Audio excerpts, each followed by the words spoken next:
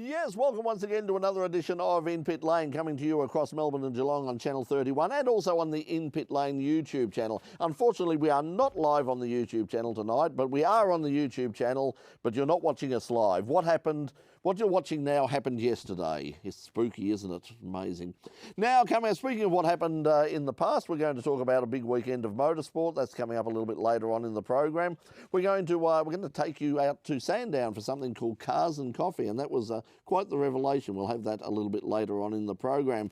Also, joining us tonight will be someone who was in Dubbo over the weekend, and he lived to tell the tale. Yes, he is our special guest tonight, 11-year-old karter Hugh Barter, and he is going to be heading off to, not to Dubbo, but to Italy in a couple of weeks' time for the Rotax Max World Finals, and we'll be talking about that a little bit later on. Also, we've got some great music coming up a bit later on in the program, but right now, let's check out what's been happening and what will be happening around the world of local and international motorsport. This is the In Pit Lane Motorsport News.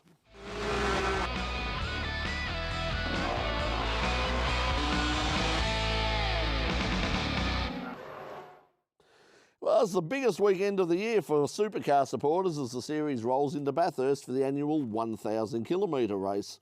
Although well and truly eclipsed internationally by February's 12-hour classic, the 1,000 still holds a special place in the hearts of those of us who grew up with the Great Race.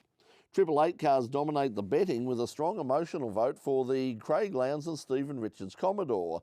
They'll start favourites over their teammates. The race marks the 10th anniversary of the Peter Brock Trophy, with the previous winners of the trophy each driving one of Peter's famous cars before the event. Despite it not being a retro round, several cars will pay homage to the past, with Gary Rogers' Volvo sticking with its Sandown tribute livery and a nod by Nissan to one of the mountain's most controversial moments. Nissan will pay tribute to their all-conquering Nissan Skylines with this retro livery for Michael Caruso and Dean Fiore at this weekend's Bathurst 1000. The Ultima will race in the classic red, white and blue colour scheme of the 1991 Bathurst-winning GTR R32 of Mark Scape and Jim Richards, 25 years after its historic and controversial victory. The race will also see the Bathurst 1000 debut of Porsche Carrera Cup standout Matt Campbell. Campbell will drive with Todd Kelly in his Nissan, and he'll have a busy weekend as he'll also be racing in the Carrera Cup round on the weekend. Racing door to door with some of these guys and then jumping across the supercar and doing the same thing. That's really, really cool. And obviously, knowing their driving styles just a little bit and what they're sort of doing, that'll be key. But until you jump in them cars, you don't really know what's ahead. I think I've found the transition between the two cars not too bad, even though they're quite different. Obviously driving style, but also left-hand drive to right-hand side. You know what you got to do when you jump in the car. Between the two. So it's just a matter of jumping in, switching over, having to think about it, and going for it. So I haven't found it too bad, but then again, I've still got a lot ahead of me between the two cars. So really looking forward to it. Well, finally, some good news on the supercar sponsorship front with the news that Shell will resume their long-standing sponsorship of the Team Penske Dick Johnson Racing Falcons. The team has spent much of this year changing liveries from one round to the next to service a rotating roll call of sponsors. The Shell branding will appear on both cars next year in the hands of Fabian Coulthard and Scott McLaughlin. The return of the company to full naming rights sponsorship rekindles a relationship with the team that goes back to the 1980s. Well, Dan Ricciardo's win in last Sunday's Malaysian Grand Prix may have been just the tonic Formula One needs right now. After a year of Mercedes domination, Ricciardo's win has been greeted enthusiastically by Formula One fans all over the world. Ricciardo set up his victory after a great mid-race duel with his teammate Max Verstappen. The Australian inheriting first place when Lewis Hamilton retired his Mercedes in a cloud of smoke late in the race. Ricciardo's win was celebrated in style by a group of Australian fans who ended up in a Malaysian jail after they stripped down to a pair of undies with the Malaysian flag on their bum.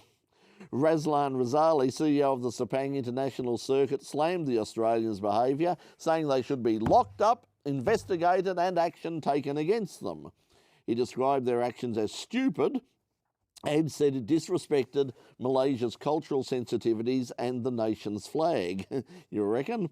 One of the men arrested is a policy advisor for Australian government frontbencher Christopher Pyne.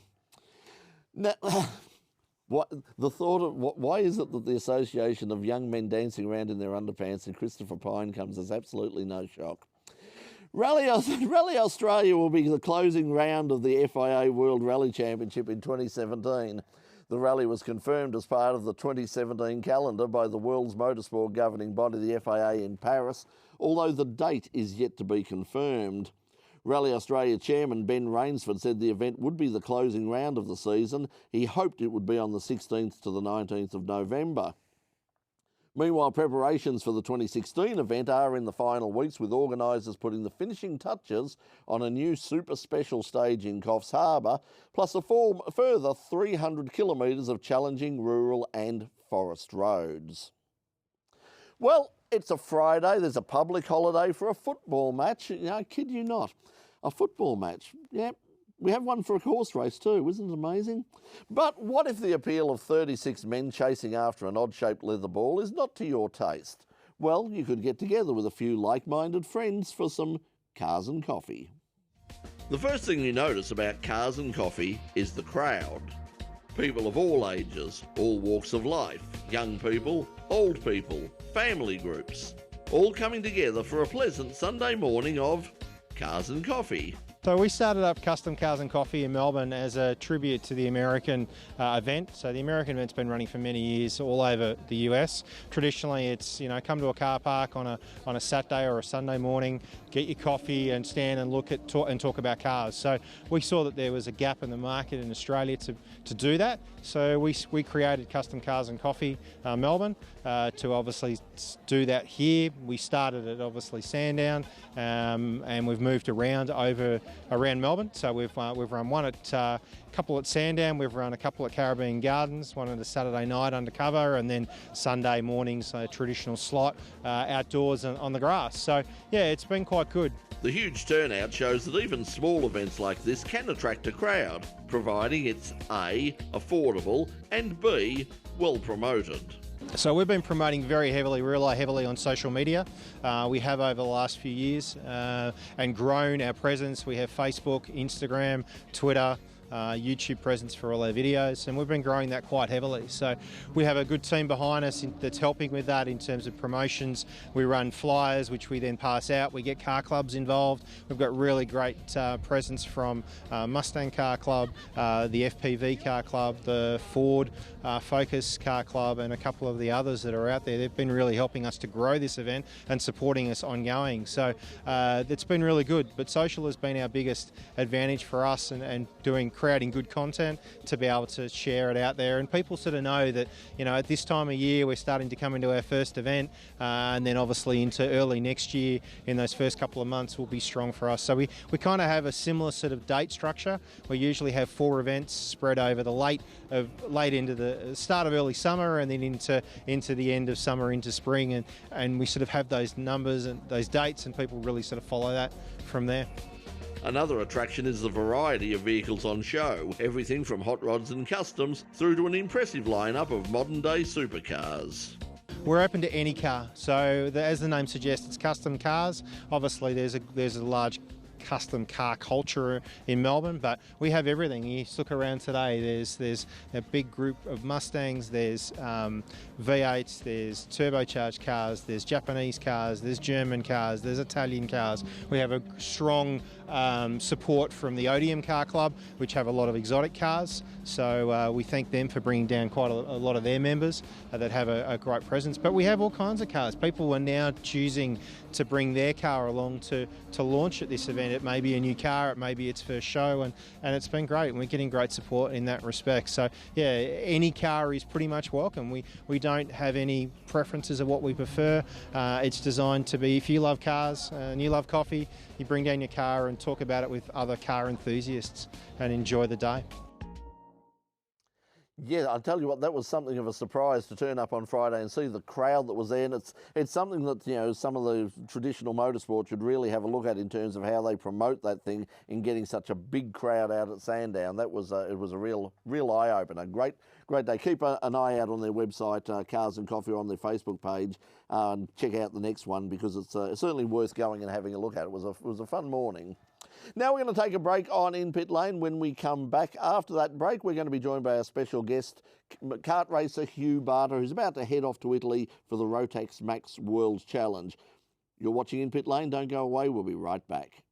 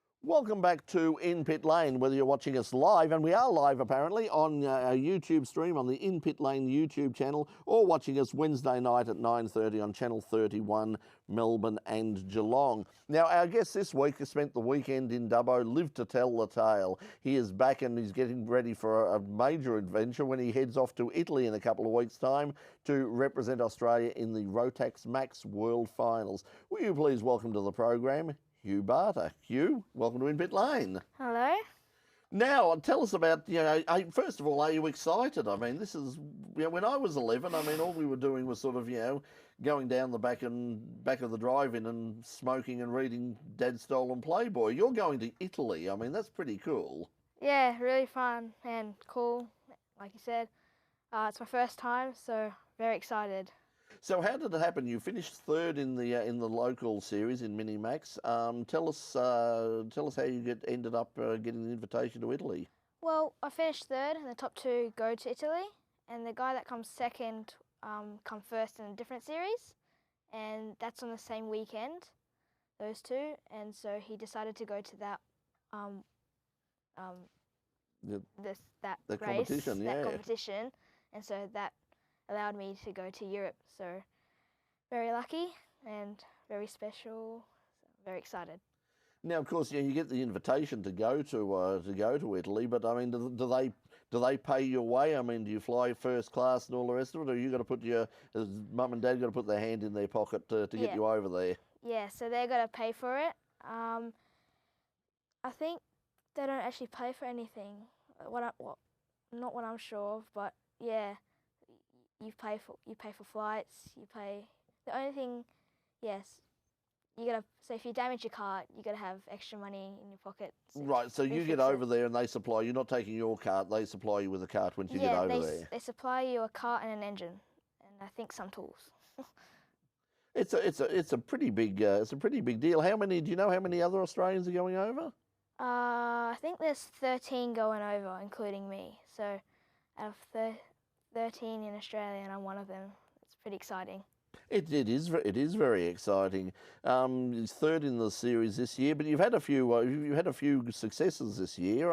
How's the year gone so far? What was the highlight of your year? Probably my highlight of the year was at Pucker. I come first. That's Pucker Punyal for those at home. Yeah, yeah. So that was really good for me because that was Victorian State Championship. So I won that, which meant that I got a blue plate, and that tells people that I'm state champion in Victoria in that class, so that was really exciting.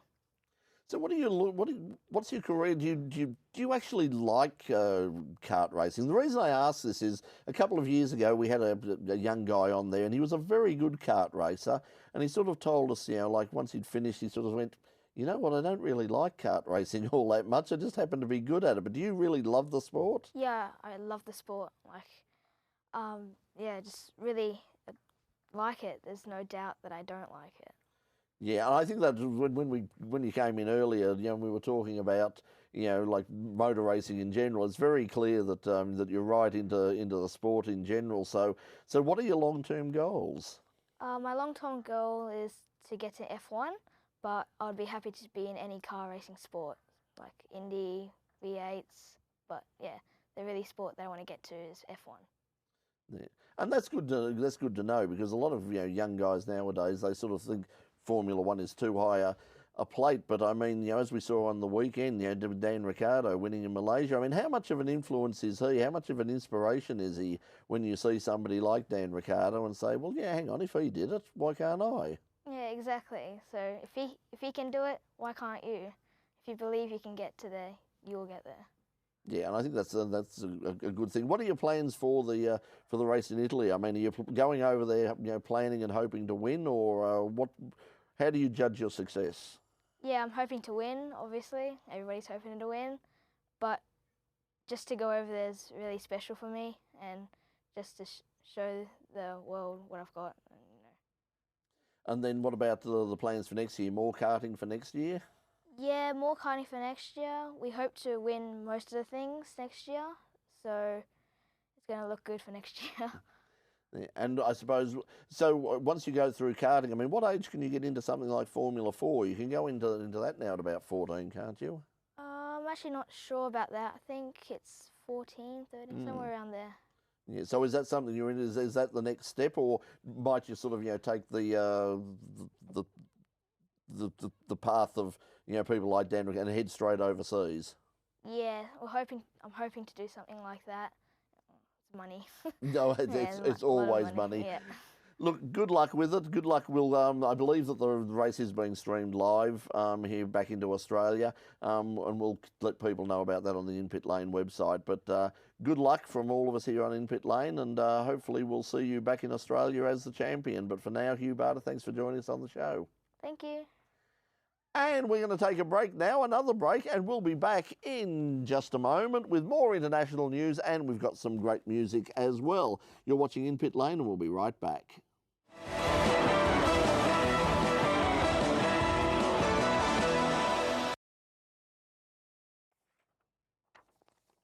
Okay, are we still live, or?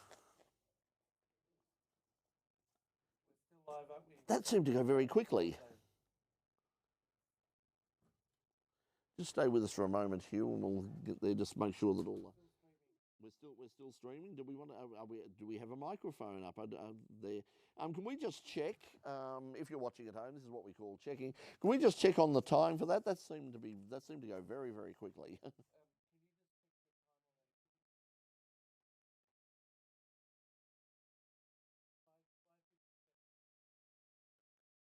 Oh, no, we need now, because we had 6.5 minutes. There were 6.5 minutes scheduled for the interview alone, so it was supposed to be about 7 minutes. The first segment was over. The first segment was 10 minutes 41. Oh, okay. Okay, well, we'll call it at that then. Yeah, it just seemed a bit long, but we might have a bit of a chat just out there before we go. How far over are we in the terms of the total program?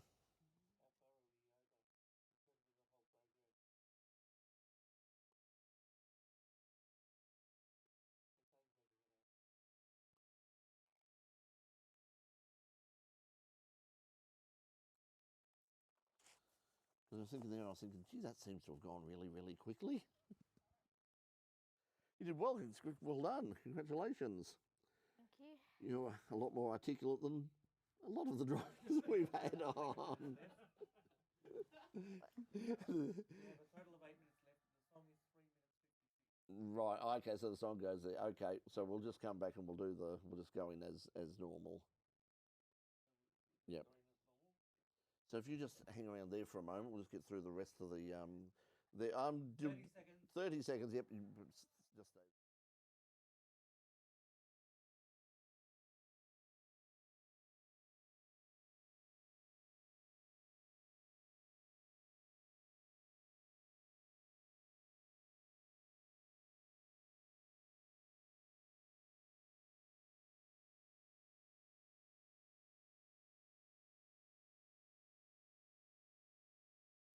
It's wonderful when your alcoholism makes 11-year-old boys laugh. Welcome back to In Pit Lane. Yes, we'll just let you know you're watching on the In Pit Lane YouTube channel and also on channel 31. Now, just very quickly, As you may be aware, Channel 31 is going off the air at the end of this year. We're being taken off the air by the government. And so programs like In Pit Lane and all of your favourite RMI TV programs and programs on Channel 31 will be seen exclusively online, at least for the foreseeable future. If you would like to find out what's happening and what sort of programs are on, you can subscribe to the In Pit Lane YouTube channel. That's you can see it down there, all the details. Just go there and hit the subscribe button, because it's really important to subscribe.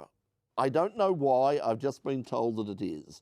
It's got something to do with algorithms and the mystical arts or something like that. But whatever it is, subscribe. Even if you don't watch the program, even if you're not watching, just hit subscribe. Just go crazy. Tell all your friends to subscribe, because apparently it does all sorts of wonderful things for us. Now, Daniel Ricciardo's win in Malaysia last weekend wasn't the only international success for an Aussie racing driver. In Germany, young Sydney driver Joey Mawson wrapped up the world's premier Formula 4 competition at the Hockenheim Ring. And it's there that we'll start this week's In Pit Lane International Wrap. Australian Joseph Mawson has won the 2016 German Formula 4 Championship, wrapping up the title at the Hockenheim Ring last weekend. Mawson led home local favourite Mick Schumacher to wrap up the title with a win in the first two races of the weekend. Schumacher won the third race. The team of Olivier Pla, Oz Negri Jr. and John Pugh have hung on to win a tight finish in the Petit Le Mans at Road Atlanta, the final round of the IMSA North American Sports Car Championship. The Michael Shank Racing Ligier Honda led home the team of Pippo Durrani, Johannes van Overbeek and Scott Sharp as P2 cars dominated the event. Jordan and Ricky Taylor and Max Angelelli were third in the final appearance for the Daytona prototype Dallara Corvette. They inherited the place when the Mazda with Joel Miller at the wheel went up in flames with only 14 minutes remaining of the 10-hour race. Tristan Vautier and Felix Rosenquist have given Mercedes their first victory of the year in the Blancpain GT Sprint Cup final at Barcelona. Vautier took the early lead before handing the car over to Rosenquist, and the reigning European Formula 3 champion brought the car home for its maiden win of the season. The Soulé and Susek Bentley was second, with a third place to the Audi of Robert Frins and Enzo Ide, enough to give Ide the Sprint Cup championship. Canadian driver Lance Stroll is the new European Formula 3 champion. Stroll wrapped up the series despite there being another 3 races remaining. The Canadian, who's already been signed with Williams F1, won the final 2 races of the weekend, but was beaten in the first race by Red Bull Junior Nicky Carey. The 16-year-old Finn is already being spoken about as a future Toro Rosso driver.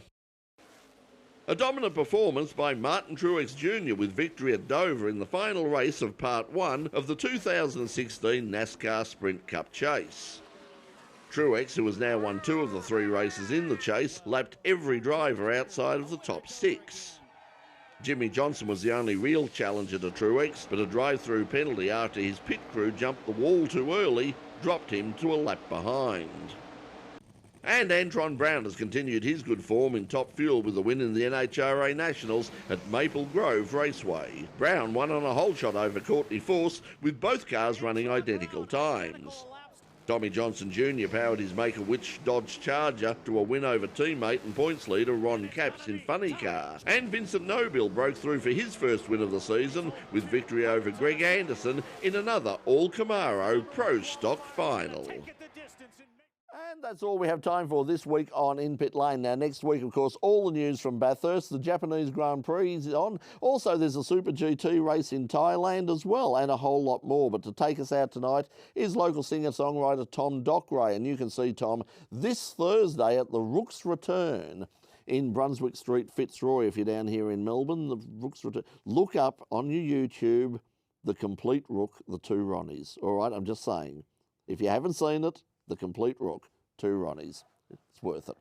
And if you're looking to kick on after watching Bathurst, then Tom will also be playing this Sunday at 5 p.m. at the Catfish in Gertrude Street, Fitzroy. It's all happening in Fitzroy. But for those of you interstate, he'll be touring Queensland and New South Wales in the coming months as well. Check out all the details on Tom's website, which is at tomdockray.com. But you can see him, of course, tonight right here on In Pit Lane as he takes us out with Monopoly money. So until we see you next week on In Pit Lane, Here's Tom Dockray and Monopoly Money. Good night.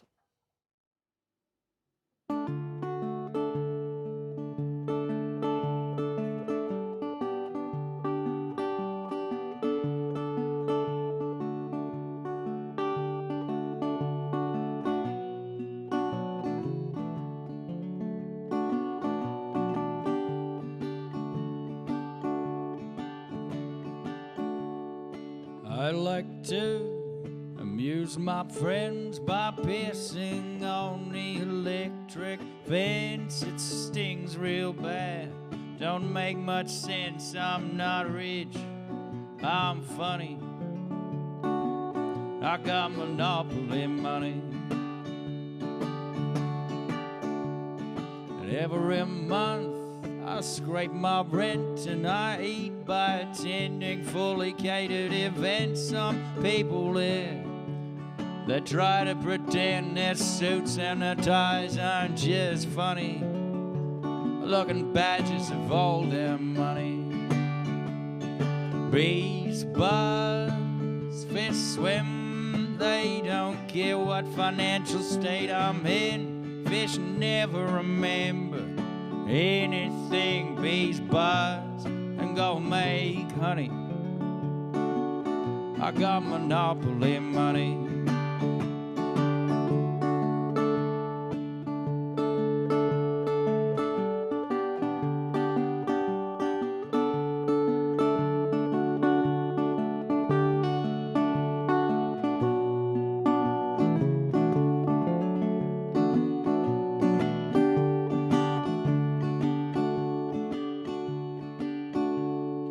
Gambling is a professional game for professional pourers of coins down the drain. I lost $1 once, never bothered again. You see, losing makes me spit the dummy, I got monopoly money. Bees buzz, fish swim, they don't care what financial state I'm in. Fish never remember anything. Bees buzz and go make honey, I got monopoly money.